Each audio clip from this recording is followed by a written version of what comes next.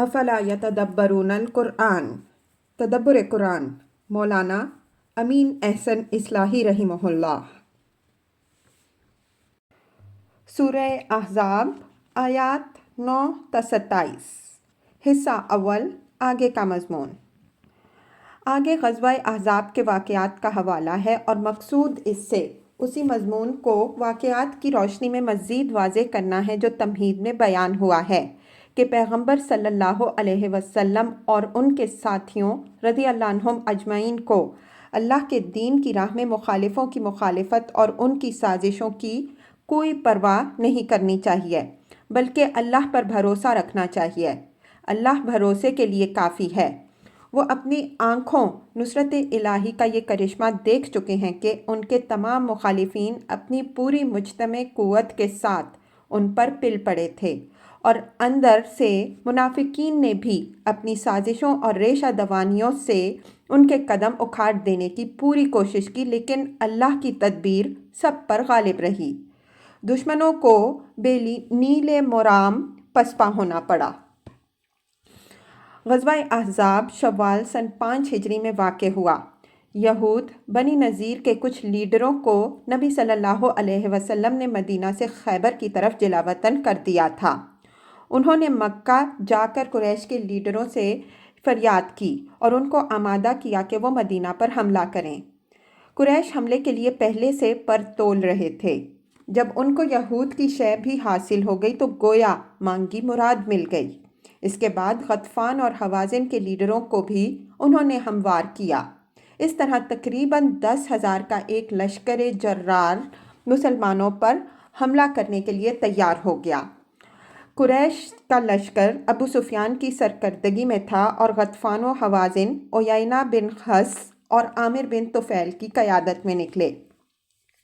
مزید برآں حیی بن اخطب نضری نے یہود بنی قریظہ کو بھی اس متحدہ محاذ میں شامل ہونے پر آمادہ کر لیا۔ اگرچہ انہوں نے نبی صلی اللہ علیہ وسلم کے ساتھ معاہدہ امن و صلح کر رکھا تھا، لیکن اس موقع کو انہوں نے غنیمت جانا اور معاہدے کی پرواہ نہ کی۔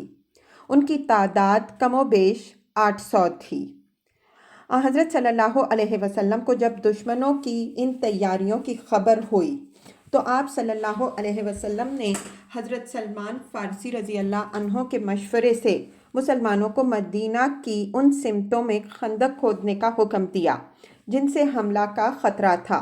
چنانچہ شہر کی شمالی اور مغربی سمت میں 3.5 میل لمبی ایک خندق کھود دی گئی، اور یہ کام نہایت سرگرمی کے ساتھ ان 3,000 مجاہدوں نے انجام دیا جو حضور صلی اللہ علیہ وسلم کے ساتھ تھے، اور خود سرور عالم صلی اللہ علیہ وسلم نے بھی بنفس نفیس اس کام میں حصہ لیا۔ دشمنوں نے مدینہ کا محاصرہ کر لیا اور یہ محاصرہ تقریباً 1 ماہ رہا، لیکن اس دوران میں سنگ باری اور تیر اندازی کے اکا دکا واقعات کے سوا دو بدو جنگ کی کوئی نوبت نہیں آئی۔ دشمن نے یہ اندازہ کر لیا کہ مسلمانوں نے مدافعت کی پوری تیاری کر رکھی ہے، پھر محاذ میں پھوٹ بھی پڑ گئی، اور مزید برآں ایک طوفانی ہوا نے ان کے خیمے اور شامیانے سب اکھاڑ کر پھینک دیے، جس کے بعد ان کے حوصلے پست ہو گئے اور ابو سفیان نے واپسی کا اعلان کر دیا۔ اس روشنی میں آیات کی تلاوت فرمائیے۔ اعوذ باللہ من الشیطان الرجیم، بسم اللہ الرحمن الرحیم۔ یا ایہا الذین آمنوا اذکروا نعمت اللہ علیکم اذ جاءتکم جنود فأرسلنا علیہم ریحا وجنودا لم تروها وکان اللہ بما تعملون بصیرا۔ اذ جاءوکم من فوقکم ومن اسفل منکم واذ زاغت الابصار وبلغت القلوب الحناجر وتظنون باللہ الظنونا هنالك ابتلي المؤمنون وزلزلوا زلزالا شديدا وإذ يقول المنافقون والذين في قلوبهم مرض ما وعدنا الله ورسوله إلا غرورا وإذ قالت طائفة منهم يا أهل يثرب لا مقام لكم فارجعوا ويستأذن فريق منهم النبي يقولون إن بيوتنا عورة وما هي بعورة إن يريدون إلا فرارا ولو دخلت عليهم من أقطارها ثم سئلوا الفتنة لآتوها وما تلبثوا بها إلا يسيرا ولقد كانوا عاهدوا الله من قبل لا يولون الأدبار وكان عهد الله مسؤولا قل لن ينفعكم الفرار إن فررتم من الموت أو القتل وإذا لا تمتعون إلا قليلا قل من ذا الذي يعصمكم من الله إن أراد بكم سوءا أو أراد بكم رحمة ولا يجدون لهم من دون الله وليا ولا نصيرا قد يعلم الله المعوقين منكم والقائلين لإخوانهم هلم إلينا ولا يأتون البأس إلا قليلا أشحة عليكم فإذا جاء الخوف رأيتهم ينظرون إليك تدور أعينهم كالذي يغشى عليه من الموت فإذا ذهب الخوف سلقوكم بألسنة حداد أشحة على الخير أولئك لم يؤمنوا فأحبط الله أعمالهم وكان ذلك على الله يسيرا يحسبون الأحزاب لم يذهبوا وإن يأتي الأحزاب يودوا لو أنهم بادون في الأعراب يسألون عن أنبائهم ولو كانوا فيكم ما قتلوا إلا قليلا لقد كان لكم في رسول الله أسوة حسنة لمن كان يرجو الله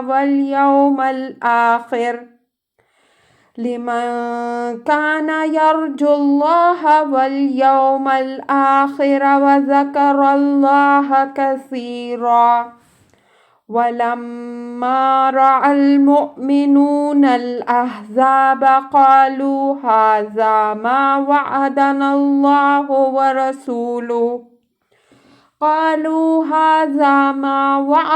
الله ورسوله وصدق الله ورسوله وما زادهم إلا إيمانا وتسليما من المؤمنين رجال صدقوا ما عاهدوا الله عليه فمنهم من قضى نحبه ومنهم من ينتظر وما بدلوا تبديلا لِيَجْزِيَ اللَّهُ الصَّادِقِينَ بِصِدْقِهِمْ وَيُعَذِّبَ الْمُنَافِقِينَ إِن شَاءَ أَوْ يَتُوبَ عَلَيْهِمْ إِنَّ اللَّهَ كَانَ غَفُورًا رَّحِيمًا وَرَدَّ اللَّهُ الَّذِينَ كَفَرُوا بِغَيْظِهِمْ لَمْ يَنَالُوا خَيْرًا وَكَفَى اللَّهُ الْمُؤْمِنِينَ الْقِتَالَ وَكَانَ اللَّهُ قَوِيًّا عَزِيزًا وَأَنزَلَ الَّذِينَ ظَاهَرُوهُم مِّنْ أَهْلِ الْكِتَابِ مِنْ صِيَاصِهِمْ وَقَذَفَ فِي قُلُوبِهِمُ الرُّعْبَ فَرِيقًا تَقْتُلُونَ وَتَأْسِرُونَ فَرِيقًا وَأَوْرَثَكُمْ أَرْضَهُمْ وَدِيَارَهُمْ وَأَمْوَالَهُمْ وَأَرْضًا لَّمْ تَطَئُوهَا وَكَانَ اللَّهُ عَلَى كُلِّ شَيْءٍ قَدِيرًا۔ ترجمہ: اے ایمان والوں، تم اپنے اوپر اللہ کے فضل کو یاد رکھو۔ جب تم پر فوجیں چڑھ آئیں تو ہم نے ان پر ایک باد تند بھیجی اور ایسی فوجیں بھی بھیجی جو تم کو نظر نہیں آئیں، اور اللہ جو کچھ تم کرتے ہو اس کو برابر دیکھتے رہنے والا ہے۔ یاد کرو جب کہ وہ تم پر آ چڑھے، تمہارے اوپر کی طرف سے بھی اور تمہارے نیچے کی طرف سے بھی، اور جب کہ نگاہیں کج ہو گئیں اور کلیجے منہ کو آنے لگے اور تم اللہ کے باب میں طرح طرح کے گمان کرنے لگے، اس وقت اہل ایمان امتحان میں ڈالے گئے اور بالکل ہلا دیے گئے۔ اور جب کہ منافقین اور وہ لوگ جن کے دلوں میں روگ ہے کہتے تھے کہ اللہ اور اس کے رسول نے جو وعدے کیے وہ محض فریب نکلے، اور جب کہ ان میں سے ایک گروہ نے کہا کہ اے یثرب والوں، تمہارے لیے ٹکنے کا کوئی مقام نہیں ہے تو تم لوٹ جاؤ، اور ان میں سے ایک گروہ نبی سے اجازت کا طلبگار تھا اور کہتا تھا کہ ہمارے گھر غیر محفوظ ہیں، حالانکہ وہ غیر محفوظ نہیں تھے، بس یہ لوگ بھاگنا چاہتے تھے۔ اور اگر ان کے اطراف سے ان پر حملہ ہو جاتا، پھر ان سے ارتداد کا مطالبہ کیا جاتا تو وہ اس پر راضی ہو جاتے اور اس میں بہت ہی کم توقف کرتے، حالانکہ اس سے پہلے انہوں نے اللہ سے عہد کیا تھا کہ وہ پیٹھ نہیں دکھائیں گے اور اللہ سے کیے ہوئے عہد کی پرسش ہونی ہے۔ کہہ دو اگر تم موت یا قتل سے بھاگو گے تو یہ بھاگنا تمہارے لیے کچھ نافع نہیں ہوگا، تم کو کھانے بسنے کا تھوڑا ہی موقع ملے گا۔ پوچھو کون ہے جو تم کو خدا سے بچا سکے گا اگر وہ تم کو کوئی گزند پہنچانا چاہے، یا اس کی رحمت روک سکے گا اگر وہ تم پر رحمت کرنا چاہے، اور وہ اپنے لیے خدا کے مقابل میں کوئی کارساز نہ پائیں گے، نہ کوئی مددگار۔ اللہ تم میں سے ان لوگوں کو جانتا ہے جو روکنے والے اور اپنے بھائیوں سے یہ کہنے والے رہے ہیں کہ ہمارے پاس آ جاؤ، اور وہ جنگ میں بہت کم حصہ لیتے رہے ہیں تم سے جان چراتے ہوئے۔ بس جب خطرہ پیش آ جاتا تو تم ان کو دیکھتے کہ وہ تمہاری طرف اس طرح تاک رہے ہیں کہ ان کی آنکھیں اس شخص کی آنکھوں کی طرح گردش کر رہی ہیں جس پر سکرات موت کی حالت طاری ہو۔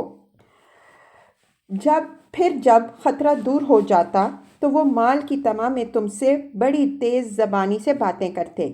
یہ لوگ ایمان نہیں لائے تو اللہ نے ان کے اعمال ڈھا دیے، اور یہ اللہ کے لیے نہایت آسان ہے۔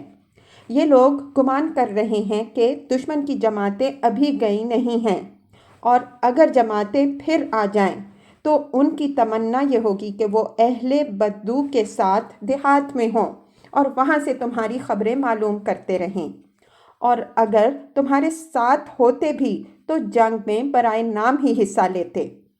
اور تمہارے لیے اللہ کے رسول کی زندگی میں بہترین نمونہ ہے ان کے لیے جو اللہ کی ملاقات اور روز آخرت کی توقع رکھتے ہیں اور اللہ کو زیادہ سے زیادہ یاد کرتے ہیں۔ اور جب اہل ایمان نے جماعتوں کو دیکھا تو وہ بولے کہ یہ تو وہی چیز ہے پیش آئی جس کا اللہ اور اس کے رسول نے ہم سے وعدہ کر رکھا تھا، اور اللہ اور اس کے رسول نے بالکل سچ کہا، اور اس چیز نے ان کے ایمان و اطاعت میں اضافہ کیا۔ اہل ایمان میں وہ جاباز بھی ہیں جنہوں نے اللہ سے کیے ہوئے عہد کو پورا کر دکھایا۔ ان میں سے بعض تو اپنا عہد پورا کر چکے اور بعض منتظر ہیں، اور انہوں نے ذرا بھی تبدیلی نہیں کی، تاکہ اللہ راست بازوں کو ان کی راست بازی کا صلہ دے اور منافقوں کو عذاب دے اگر چاہے، یا ان کی توبہ قبول کرے اگر وہ توبہ کریں۔ بے شک اللہ غفور و رحیم ہے۔ اور اللہ نے کافروں کو ان کے غصے کے ساتھ بالکل بے نیل مرام پسپا کر دیا، اور جنگ کے لیے اللہ مسلمانوں کی طرف سے خود کافی ہو گیا، اور اللہ قوی و غالب ہے۔ اور اللہ نے ان اہل کتاب کو جنہوں نے کافروں کی مدد کی ان کے قلعوں سے اتارا اور ان کے دلوں کو مرعوب کر دیا۔ کچھ کو تم قتل کرتے ہو اور کچھ کو قید، اور ان کی زمین، ان کے گھروں اور ان کے مالوں کا وارث تم کو بنایا۔ علاوہ ازیں اور بھی زمین ہے جس پر تمہارے پاؤں ابھی نہیں پہنچے، اور اللہ ہر چیز پر قادر ہے۔ الفاظ کی تحقیق اور آیات کی وضاحت۔ یا ایھا الذین آمنوا اذکروا نعمت اللہ علیکم اذ جاءتکم جنود فارسلنا علیہم ریحا وجنودا لم تروها وکان اللہ بما تعملون بصیرا۔ آیت 3 میں اللہ ہی پر بھروسہ کرنے کی جو ہدایت فرمائی گئی ہے، اسی مضمون کو مؤکد کرنے کے لیے یہ تائید الہی کے ان کرشموں کی یاد دہانی کرائی جا رہی ہے جو ماضی قریب میں مسلمانوں کی نصرت کے لیے ظاہر ہوئے تھے۔ غزوہ خندق کے موقع پر تمام عرب مسلمانوں پر امنڈ آیا تھا، لیکن مسلمانوں کی نکسیر ابھی نہیں پھوٹی۔ دشمنوں کی دل بدل فوجیں اللہ تعالیٰ ہی نے اپنی پھونک سے اڑا دیں، اور یہ حقیقت سب کے سامنے آ گئی کہ اللہ تعالیٰ اعتماد کے لیے تنہا کافی ہے۔ اگر اس کی مدد حاصل ہو تو ساری دنیا کی مخالفت بھی کوئی ضرر نہیں پہنچا سکتی۔ فَأَرْسَلْنَا عَلَيْهِمْ رِيحًا، روایات سے معلوم ہوتا ہے کہ محاصرہ کے آخری دنوں میں ایسی طوفانی آندھی آئی کہ خیموں کی چوکھٹیں اور تنابیں اکھڑ گئیں، دیگیں الٹ گئیں، سواری کے جانور تتر بتر ہو گئے، سردی کی شدت کے باوجود آگ جلانا ناممکن ہو گیا۔ تاریکی کا یہ عالم تھا کہ ہاتھ کو ہاتھ سجھائی نہیں دیتا تھا۔ اس صورتحال نے دشمنوں پر مرعوبیت طاری کر دی، اور ابو سفیان نے سلامتی اسی میں دیکھی کہ کسی طرح اس آفت سے جان بچا کر گھر کو واپس ہو جائے۔ جنودا لن تروہا، یعنی باد تند کے ساتھ ساتھ اللہ تعالیٰ نے ان پر ایسی فوجیں بھی بھیجیں جو مسلمانوں کو نظر نہیں آئیں۔ یہ اشارہ ملائکہ کی افواج کی طرف ہے جو ہمیشہ اہل ایمان کے ہم رکاب رہتی ہیں، اگرچہ وہ خود نظر نہیں آتی، لیکن ان کے شاندار غیبی کارنامے ظہور میں آتے ہیں جن سے اہل ایمان کی حوصلہ افزائی ہوتی ہے اور ان کے دشمن مرعوب ہوتے ہیں۔ سورہ انفال میں بس سلسلہ غزوہ بدر اسی مسئلہ پر ہم جو کچھ لکھ آئے ہیں اس پر ایک نظر ڈال لیجئے۔ لم تروہا سے یہ بات معلوم ہوتی ہے کہ مسلمانوں کو یہ فوجیں نظر نہیں آئیں، لیکن اس سے یہ بات نہیں نکلتی کہ کفار نے بھی ان کو نہیں دیکھا۔ قرینِ قیاس یہی ہے کہ ان کو یہ فوجیں دکھائی دی ہوں گی جس سے ان کو یہ اندازہ ہوا ہو کہ مسلمانوں کی جمعیت بہت بڑی ہے، اور یہ چیز ان کی مرعوبیت کا باعث ہوئی ہو۔ وَكَانَ اللَّهُ بِمَا تَعْمَلُونَ بَصِيرًا، یہ وہی مضمون ہے جو اوپر آیت 2 میں بدیع الفاظ گزر چکا ہے۔ ان اللہ کان بما تعملون خبیرا۔ اللہ تعالیٰ پر پورا بھروسہ بندے کو اسی صورت میں ہو سکتا ہے جب اس کو یہ یقین ہو کہ اللہ تعالیٰ خبیر و بصیر ہے۔ اس کے بندے اس کی راہ میں جو بازیاں کھیلتے اور جو مشقتیں جھیلتے ہیں وہ ان کو دیکھتا اور ان سے اچھی طرح باخبر رہتا ہے۔ اذ جاءوکم من فوقکم ومن اسفل منکم، وَإِذْ زَاغَتِ الْأَبْصَارُ وَبَلَغَتِ الْقُلُوبُ الْحَنَاجِرَ وَتَظُنُّونَ بِاللَّهِ الظُّنُونَ اِذْ جَاءُوكُم مِّن فَوْقِكُم وَمِنْ أَسْفَلَ مِنْكُم۔ مدینہ کی مشرقی سمت بلند، مغربی سمت نشیبی ہے۔ چونکہ دشمن کا حملہ دونوں طرف سے تھا، اس وجہ سے فوق اور اسفل دونوں کا حوالہ دیا۔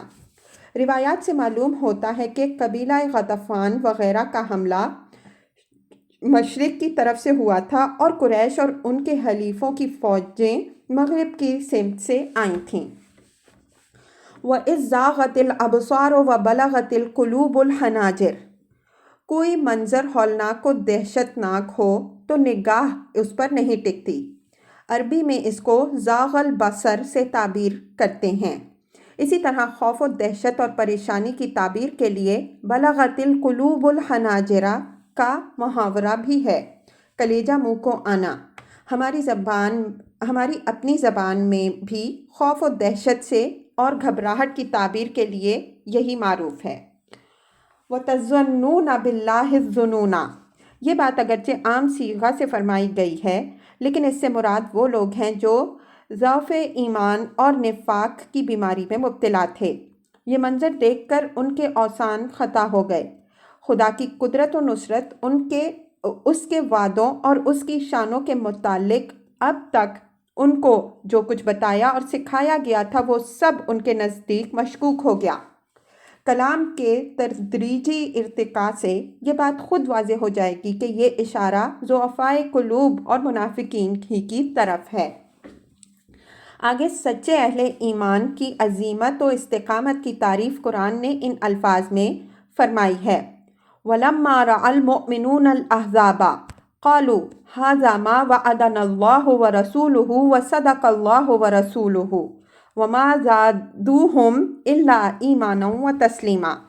اور جب مومنوں نے دشمن کی پارٹیوں کو دیکھا تو وہ پکار اٹھے کہ یہ تو وہی صورتحال ہمیں پیش آئی جس کا اللہ اور اس کے رسول صلی اللہ علیہ وسلم نے ہم سے وعدہ کر رکھا تھا، اور اللہ اور اس کے رسول صلی اللہ علیہ وسلم کی بات سچی ہوئی، اور اس چیز نے ان کے درمیان اور ان کی اطاعت ہی میں اضافہ کیا، اور اس چیز نے ان کے ایمان اور ان کی اطاعت ہی میں اضافہ کیا۔ جب سچے مسلمانوں کا یہ حال بیان ہوا ہے اور ظاہر ہے کہ مسلمانوں کی اکثریت ایسے ہی سرفروشوں پر مشتمل تھی، تو آیت زیر بحث کا اشارہ انہی لوگوں کی طرف ہو سکتا ہے جو ضعیف الایمان تھے۔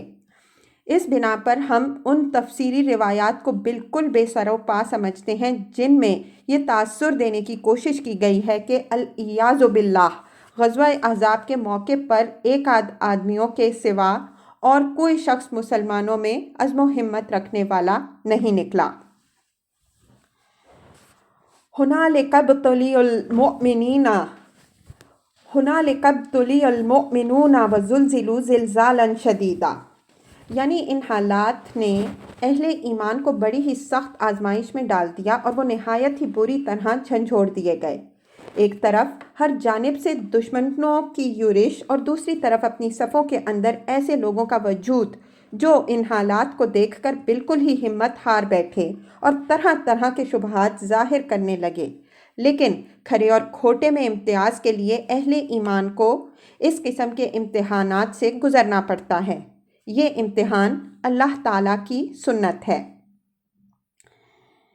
وَإِذْ يَقُولُ الْمُنَافِقُونَ وَالَّذِينَ فِي قُلُوبِهِم مَّرَضٌ مَّا وَعَدَنَا اللَّهُ وَرَسُولُهُ إِلَّا غُرُورًا۔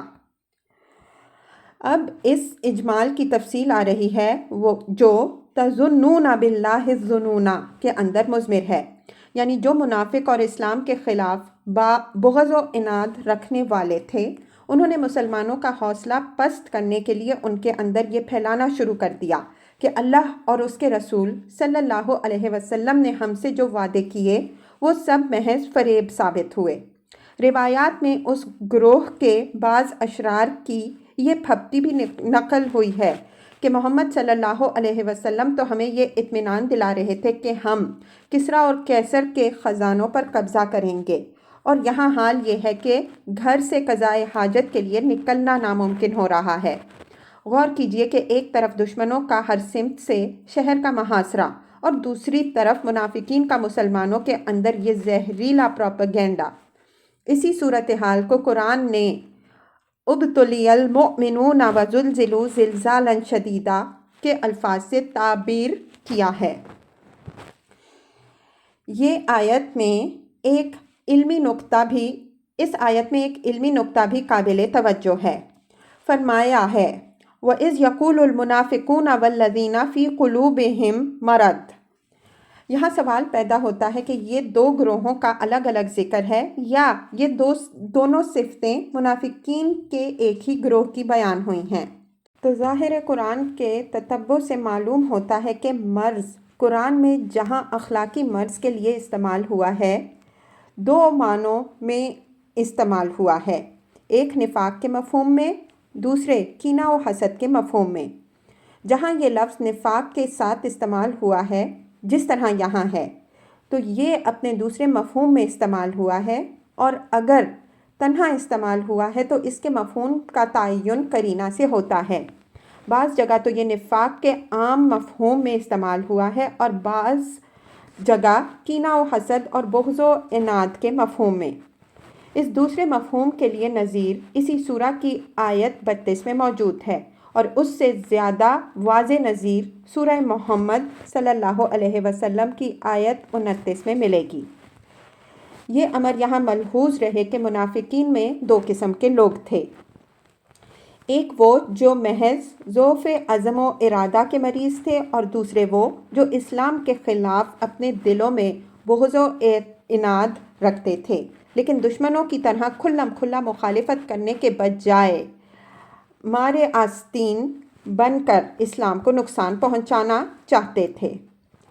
اسی گروہ کو عام منافقین سے ممیز کرنے کے لیے بعض جگہ والذین فی قلوبہم مرض کی صفت سے ذکر فرمایا ہے۔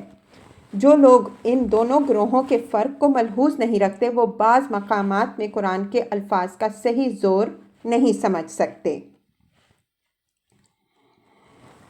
وَإِذْ قَالَتْ طَائِفَةٌ مِّنْهُمْ يَا أَهْلَ يَثْرِبَ لَا مُقَامَ لَكُمْ فَارْجِعُوا وَيَسْتَأْذِنُ فَرِيقٌ مِّنْهُمُ النَّبِيَّ يَقُولُونَ إِنَّ بُيُوتَنَا عَوْرَةٌ وَمَا هِيَ بِعَوْرَةٍ إِن يُرِيدُونَ إِلَّا فِرَارًا۔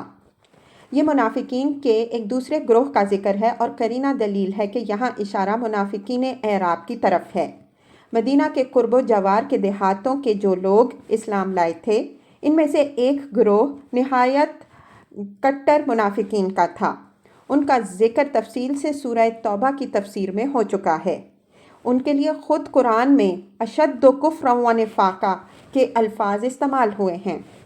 یہ لوگ اسلام کی بڑھتی ہوئی سیاسی طاقت سے مرعوب ہو کر مسلمان ہونے کے مدعی تو بن بیٹھے تھے، لیکن ان کی ساری دلچسپی اپنے مفادات سے تھی۔ کسی غزوہ میں شریک ہونے کا وقت آتا تو اول تو مختلف بہانوں سے کترا جاتے، اور اگر محض نمائش کے لیے کسی جنگ میں شریک ہوتے بھی تو اسلام سے زیادہ اسلام کے دشمنوں کی مقصد براری کا ذریعہ بنتے۔ غزوہ خندق کے موقع پر بھی ان میں سے کچھ لوگ اپنا بھرم قائم رکھنے کے لیے آ گئے تھے، لیکن انہوں نے اپنا سارا زور مسلمانوں کا حوصلہ پست کرنے کے لیے صرف کیا۔ یہاں چند آیتوں میں اسی گروہ کے کردار پر تبصرہ ہے۔ یا اہل یثرب لا مقام لکم فارجعوا۔ ان لوگوں کا مدینہ کے مسلمانوں کو یا اہل یثرب کہہ کے خطاب کرنا اس بات کا نہایت واضح قرینہ ہے کہ ان کا تعلق حوالے مدینہ کے بدوؤں سے تھا۔ اگر یہ خاص مدینہ ہی کے باشندے ہوتے تو اپنے ہی شہر کے بھائیوں کو اس خطاب سے مخاطب کرنے کی کوئی وجہ نہیں تھی۔ یثرب مدینہ منورہ کا سابق نام ہے۔ حضرت صلی اللہ علیہ وسلم کی ہجرت کے بعد اس کا نام مدینۃ النبی صلی اللہ علیہ وسلم اور پھر مدینہ ہو گیا، لیکن دیہاتوں کے لوگ بالخصوص مخالفین عرصہ تک اس کو یثرب ہی کہتے رہے۔ یہ لوگ دیہاتی بھی تھے اور منافق بھی، اس وجہ سے انہوں نے نئے نام کو قبول نہیں کیا تھا۔ ان کو گمان یہ ہو رہا تھا کہ اسلام اور مسلمانوں کا قبضہ اس شہر پر عارضی ہے، سابق حالات پر لوٹ آئیں گے۔ ان کے اس خطاب کا حوالہ دے کر قرآن نے ان کے اس باطن سے پردہ اٹھا دیا۔ لا مقام لکم فرجعوا، یعنی انہوں نے مسلمانوں کا حوصلہ پست کرنے کے لیے نہایت خیر خواہانہ انداز میں یہ کہنا شروع کیا کہ دشمنوں کی اس دل بدل فوج کے مقابل میں تمہارے لیے ٹک سکنا ناممکن ہے، اس وجہ سے جنگ کے لیے محاذ آرائی بے سود ہوگی۔ اب بہتری اسی میں ہے کہ جنگ کا خیال چھوڑ کر گھروں کو واپس ہو جاؤ۔ مطلب یہ ہے کہ اس صورت میں تو اس بات کا امکان ہے کہ شاید یہ تمہارے دشمن تمہارے ساتھ کچھ نرم معاملہ کریں، لیکن نوبت اگر جنگوں کے تال کی آ گئی تو پھر تمہاری خیر نہیں۔ وَيَسْتَأْذِنُ فَرِيقٌ مِّنْهُمُ النَّبِيَّ يَقُولُونَ إِنَّ بُيُوتَنَا عَوْرَةٌ إِلَى الْآيَةِ، عورا کے معنی غیر محفوظ کے ہیں۔ انہی منافقین اعراب کے ایک دوسرے گروہ کا یہ کردار بیان ہو رہا ہے کہ اس نے نبی صلی اللہ علیہ وسلم کے سامنے یہ عذر پیش کیے کہ چونکہ ان کے گھر تنہا اور غیر محفوظ ہیں، اس وجہ سے انہیں اپنے گھروں کو واپس جانے کی اجازت دی جائے۔ پہلے گروہ نے مدینہ والوں کو پست ہمت کر کے ان کو محاذ سے ہٹانے کی کوشش کی، اور اس گروہ کا یہ عذر بھی کہ ہمارے گھر غیر محفوظ ہیں، اس بات کا قرینہ ہے کہ ان کا تعلق اطراف مدینہ کے دیہاتوں سے تھا۔ جہاں تک اہل مدینہ کا تعلق ہے، ان کے لیے اس قسم کے کسی بہانے کی گنجائش نہیں تھی۔ اس جنگ سے متعلق جو تفصیلات کتابوں میں مذکور ہیں، ان سے معلوم ہوتا ہے کہ عورتوں اور بچوں کی حفاظت کا انتظام پہلے سے کر لیا گیا تھا۔